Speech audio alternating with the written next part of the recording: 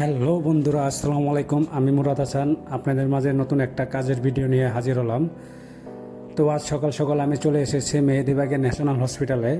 এখানে সবাই অসুস্থ হলে আসে, কিন্তু আমি এসেছি কাজের জন্য।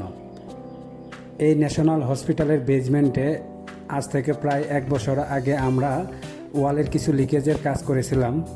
1 বছর পরে এসে দেখি ওয়ালের 2টা জায়গা দিয়ে পানি আসে, তো চলে আসলাম এই কাজটুক করে দেওয়ার জন্য। আপনারা দেখতে পাচ্ছেন এই হালকা ওয়াল দিয়ে পানি চুয়ে চুয়ে আসতেছে। এই কাজটা আমরা আজ করে দেব। আমাদের টিম নিয়ে প্রথমে যে জায়গা দিয়ে বা যে পয়েন্ট দিয়ে পানি আসতো সেই পয়েন্টগুলো মার্ক করে ভেঙে নিয়েছি। এই ওয়ালের কিছু কিছু জায়গায় দেখতে পাচ্ছেন আপনারা ভেঙে নিয়েছি। এখন আমরা ভাঙার পরে কুইক সেটআপ কেমিক্যাল, যেটাকে র্যান্ডরক প্লাগ বলে, সেই প্লাগ দিয়ে আস্তে করে প্লাগটা মেখে ওয়ালের সাথে লাগিয়ে বন্ধ করে দেব। দেখতে পাচ্ছেন ওয়ালের ক্র্যাক যে অংশ দিয়ে পানি আসতো সেখানে আমরা কেমিক্যাল প্রয়োগ করতেছি। এভাবে আস্তে আস্তে কেমিক্যাল সম্পূর্ণ জায়গায় লেগে দেব। সম্পূর্ণ জায়গায় কেমিক্যাল মারার পরে এটা 30 সেকেন্ডের ভিতরে শক্ত হয়ে যাবে।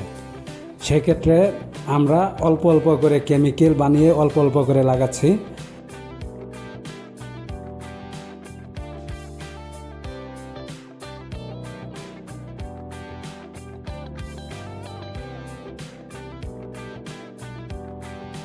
সকাল থেকে এই 2টা পয়েন্টের কাজ আমরা করেছি।